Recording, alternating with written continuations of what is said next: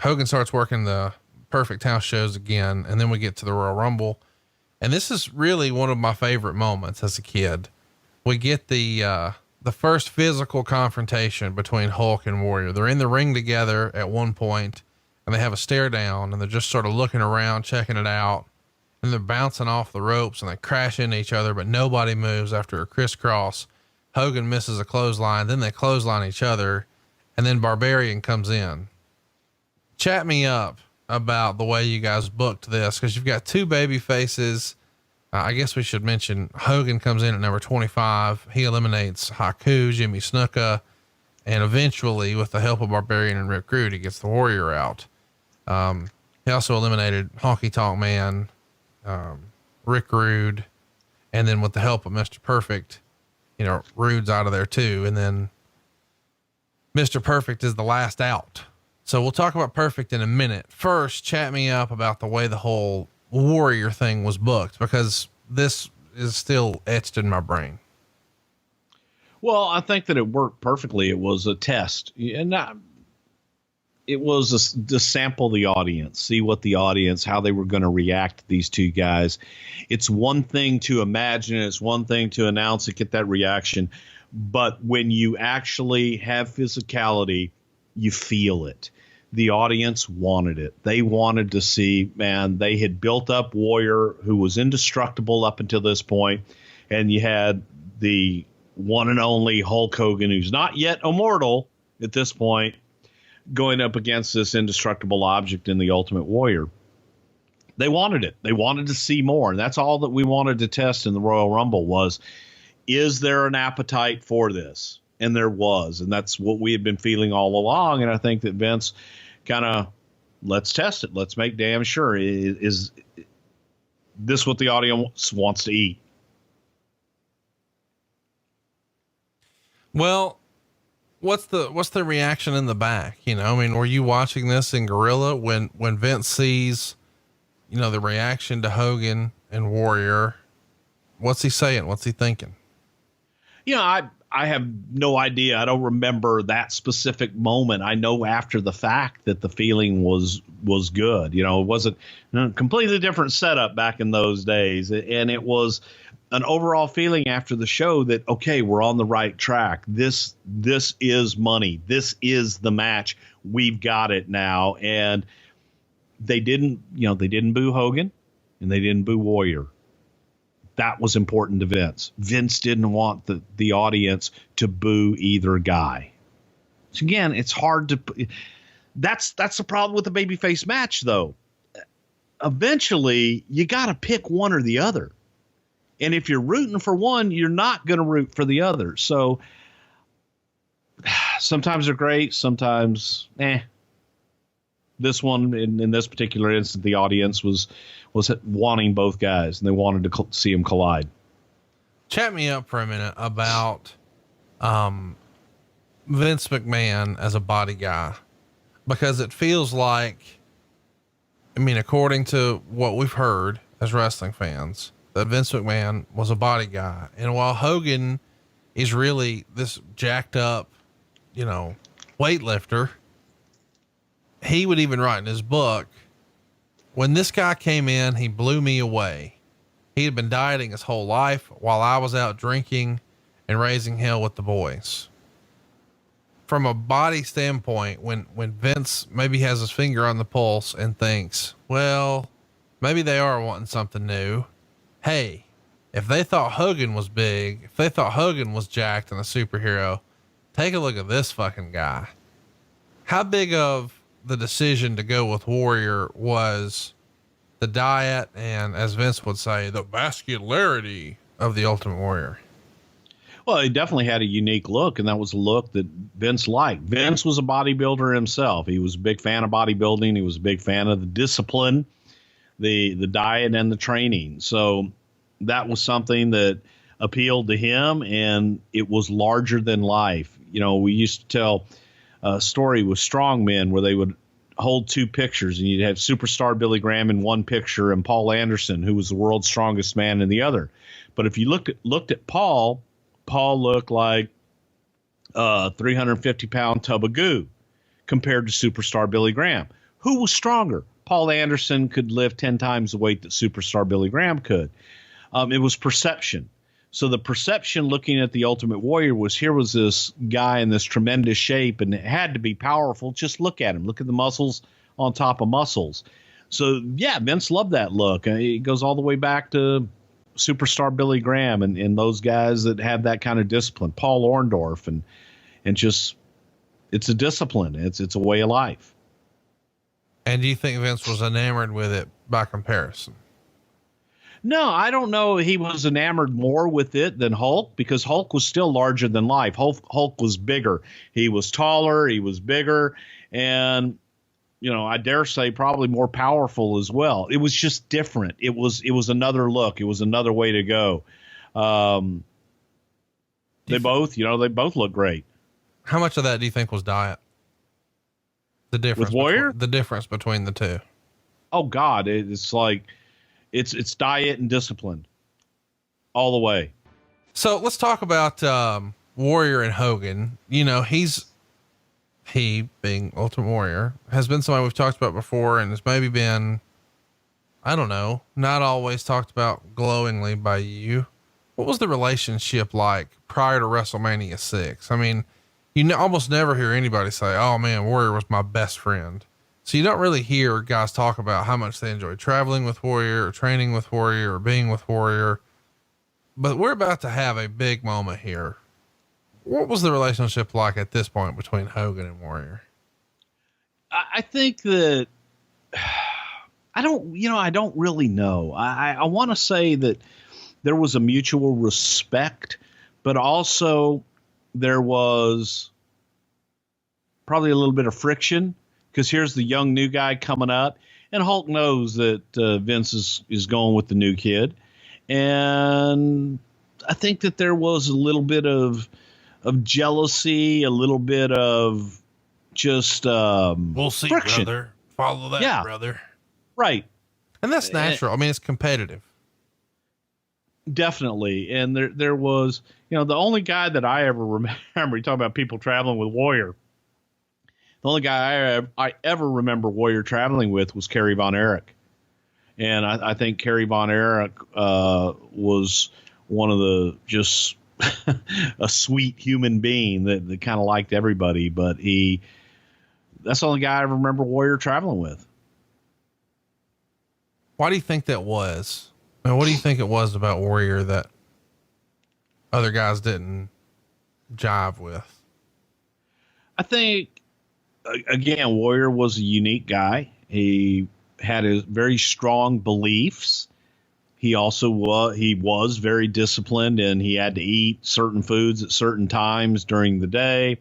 He wasn't a big partier. He didn't like to go out and get trashed and drink a whole bunch and not care. He was more concerned with eating his 17th chicken breast and getting his second workout in.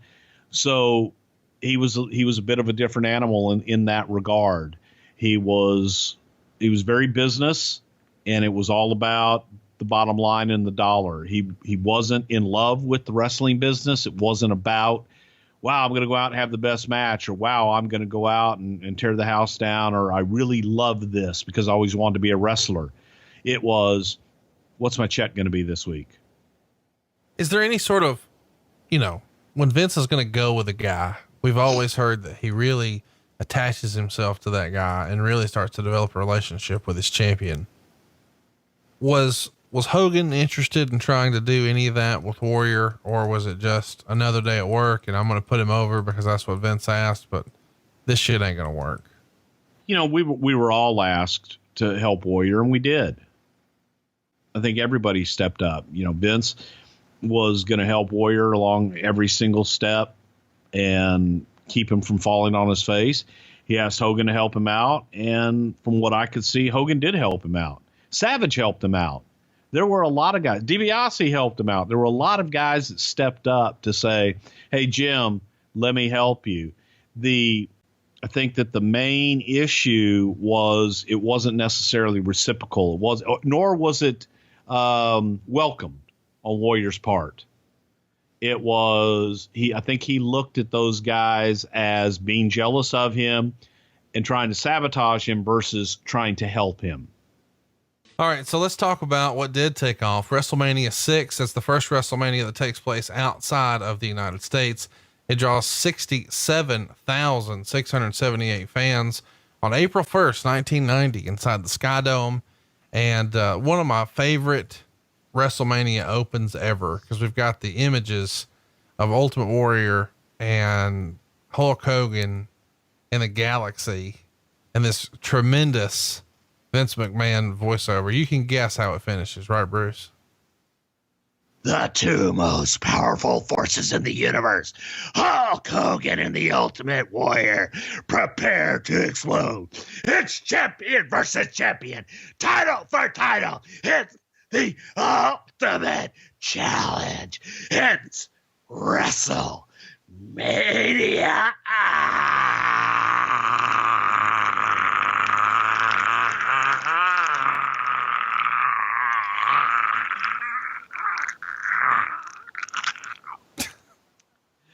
I was drooling during that one. What the fuck are you doing? It's time for you to take a nap.